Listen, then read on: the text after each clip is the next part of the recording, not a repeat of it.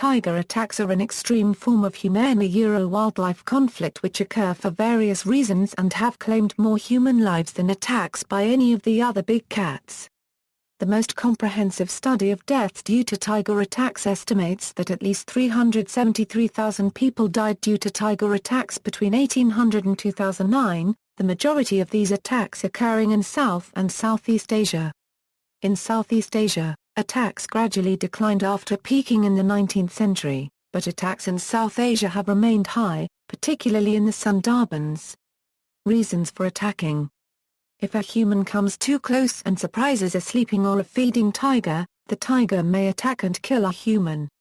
Tigers can also attack humans in a case of mistaken identity, and sometimes when a tourist gets too close. Some also recommend not to ride a bicycle, or run in a region where tigers live in order to not provoke their chase. Peter Byrne wrote about an Indian postman who was working on foot for many years without any problems with resident tigers, but was chased by a tiger soon after he started riding a bicycle for his work. In some cases tigers change their natural diet and become man-eaters. This is usually caused by a tiger being incapacitated by a gunshot wound or porcupine quills, or some other factors, such as health issues and disabilities. As tigers in Asia often live in a close proximity to a large number of humans, the tiger has killed more people than any other cat. Between 1876 and 1912, tigers killed 33,247 people in British India.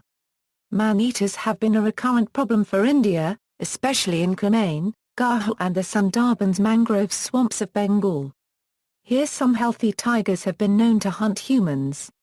Even though tigers usually avoid elephants, they have been known to jump over elephants' backs and severely harm them while riding on the elephant's back. Kesari Singh mentioned a case when a fatally wounded tiger attacked and killed a hunter who wounded it, while a hunter was on the back of an elephant. Most man-eating tigers are eventually captured, shot or poisoned.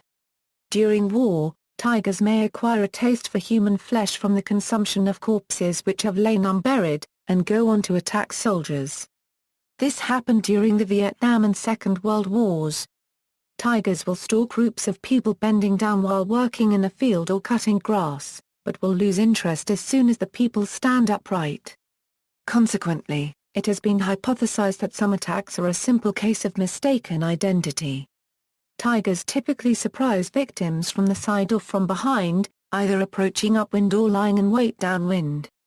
Tigers rarely press an attack if they are seen before their ambush is mounted. Kenneth Anderson once commented on man-eating tigers.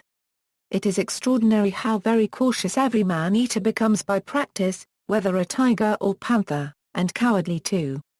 Invariably, it will only attack a solitary person, and that too, after prolonged and painstaking stalking, having assured itself that no other human being is in the immediate vicinity. These animals seem also to possess an astute sixth sense and be able to differentiate between an unarmed human being and an armed man deliberately pursuing them, for in most cases, only when cornered will they venture to attack the latter, while they go out of their way to stalk and attack the unarmed man. Tigers are sometimes intimidated from attacking humans, especially if they are unfamiliar with people. Unlike man-eating leopards, even established man-eating tigers will seldom enter human settlements, usually sticking to village outskirts. Nevertheless, attacks in human villages do occur. Most tigers will only attack a human if they cannot physically satisfy their needs otherwise. Tigers are typically wary of humans and usually show no preference for human meat. Although humans are relatively easy prey, they are not a desired source of food. Thus, most man-eating tigers are old, infirm or have missing teeth, and are choosing human victims out of desperation. In one case, a post-mortem examination of a killed tigress revealed 2 broken canine teeth, 4 missing incisors and a loose upper molar, handicaps which would make capturing stronger prey extremely difficult. Only upon reaching this stage did she attack a workman. In some cases, rather than being predatory, tiger attacks on humans seem to be territorial in nature. At least in one case, a tigress with cubs killed 8 people entering her territory without consuming them at all. Tigers and locations known for attacks. The Champawat tiger, The Champawat tiger was a notorious man-eating tigress who supposedly killed some 200 men and women before being driven out of Nepal.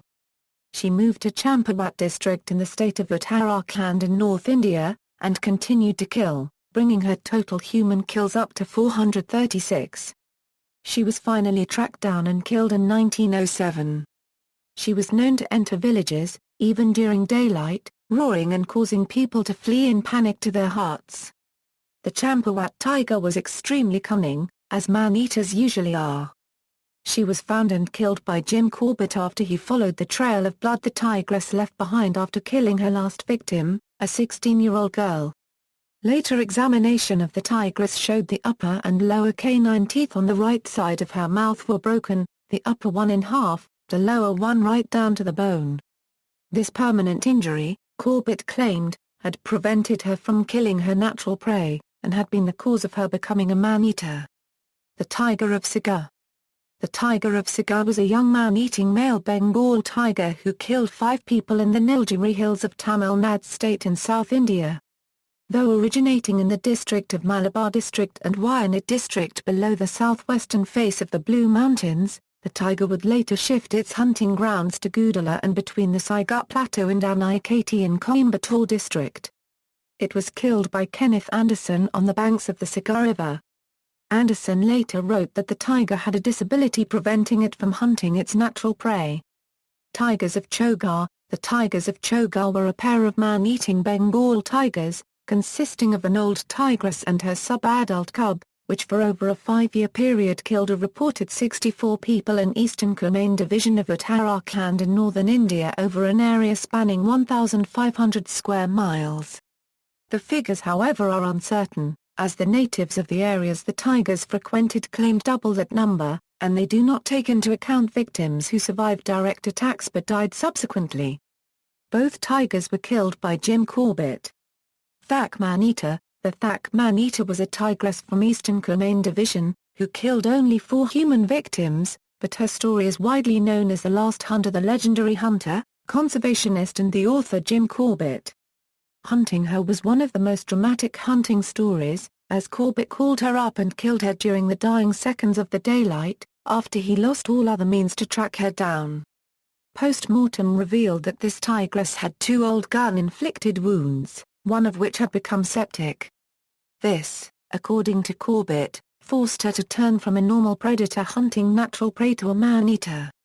Tiger of Mundatripalam. The tiger of Mundatripalam was a male Bengal tiger which killed 7 people in the vicinity of the village of Pennagram, 4 miles from the Hojnakal Falls in Dharmapurai district of Tamil Nadu. Unlike the Champawat man-eater, the Mundatripalam tiger had no known infirmities preventing it from hunting its natural prey.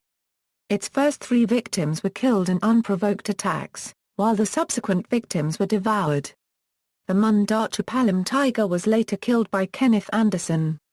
Sundarbans. The Bengal tigers of the Sundarbans, bordering India and Bangladesh, used to regularly kill 50 or 60 people a year. This was strange given that the tigers were usually in prime condition and had adequate prey available.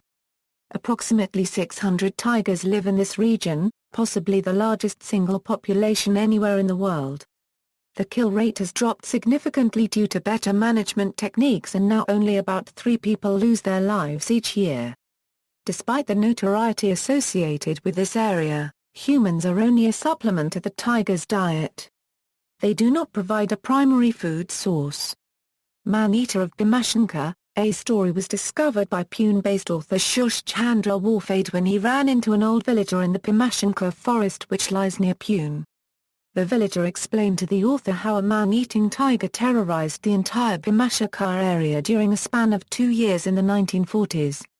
He was a police constable in that area and he had been responsible for dealing with the formalities surrounding the deaths and other jobs such as helping the hunting parties. During this time the tiger supposedly killed more than 100 people, but it was apparently very careful to avoid discovery. Only 2 bodies were ever found. Several hunting parties were organized but the only one to succeed was an Ambergain-based hunter named Ismail. During his first attempt, Ismail had a direct confrontation with the tiger and was almost killed. he later called the famed hunter from Bangalore, Kenneth Anderson. They returned and eliminated the man-eater. The tiger predominantly killed the villagers who slept outside the huts. The authenticity of the story told by the villager was confirmed when WARFAID examined official reports, including a certificate given by the British authorities for killing the man-eating tiger. Tara of the Dudhwa National Park. While the Sundarbans are particularly well known throughout the world for its tiger attacks, Dudhwa National Park also had several man-eaters in the late 1970s. The first death was on March 2, 1978, closely followed by 3 further kills. The population demanded action from authorities. As is usual in cases of this type, the locals wanted the man-eater shot or poisoned. The killings continued, each one making headlines. Officials soon started to believe that the likely culprit was a tigress called Tara. Conservationist Billy Arjan Singh had taken the British-born cat from Twycross Zoo and raised her in India, with the goal of releasing her back into the wild. His experiments had also been carried out on leopards with some success. Experts felt that Tara would not have the required skills and correct hunting techniques to survive in the wild, and controversy surrounded the project. She also associated men with providing food and comfort, which increased the likelihood that she would approach villages. Officials later became convinced that Tara had taken to easier prey and become a man-eater. A total of 24 people were killed before the tigress was shot. Singh also joined the hunt with the intent of identifying the man-eater, but firm confirmation of the identity of the tiger was never found. The debate over the tiger's identity has continued in the years since the attacks. Singh's supporters continue to claim that the tiger was not Tara, and the conservationist has produced evidence to that effect. However, officials maintain that the tiger was definitely Tara. Other man-eaters from Dudhwa National Park have existed, but this tiger remains the most famous man-eater of the reserve because she was potentially the first captive-bred tiger to be trained and released into the wild. This controversy cast doubt on the success of Singh's rewilding project. Problems at Dudhwa have been minor in the past few years. Occasional tiger attacks still occur, but these are no higher than at other wildlife reserves. On average, 2 villages are attacked at Ranthambore Tiger Reserve each year. These attacks generally occurred during the monsoon season when the locals enter the reserve to collect grass. 2014 Jim Corbett National Park, India attacks. Forest officials say a female tiger has killed its 10th human victim in a month while evading 3 hunters tracking its pug marks in northern India.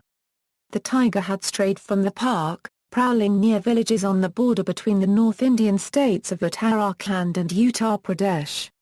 The latest victim, killed Sunday night, February 9, 2014, was a 50-year-old man mauled while collecting firewood. The tiger ate parts of the man's leg and abdomen before being scared off by villagers waving metal rods and shovels. Measures to prevent tiger attacks. Various measures were taken to prevent and reduce the number of tiger attacks with limited success. For example, since tigers almost always attack from the rear, masks with human faces were worn on the back of the head by the villagers in 1986 in the Sundarbans, on the theory that tigers usually do not attack if seen by their prey. This had temporarily decreased the number of attacks, but only for a short while before the tigers figured out it was not the front of the human beings, so the villagers no longer wear them for protection. All other means to prevent tiger attacks, such as providing the tigers with more prey by releasing captive-bred pigs to the reserve's buffer zones, or placing electrified human dummies to teach tigers to associate attacking people with electric shock, did not work as well, and tiger attacks continue. Many measures were thus discontinued due to lack of success. See also, San Francisco Zoo tiger attacks, man-eater, references. External links, Video 612 Tigers Kill Men. A short film on rising man and tiger conflict and its consequences. The video depicts an unfortunate encounter of human civilization with the wildlife around the conserved forests at Kaziranga. Concept in camera Bhavna Sharma, Man-Eaters, comprehensive site covering man-eating tigers.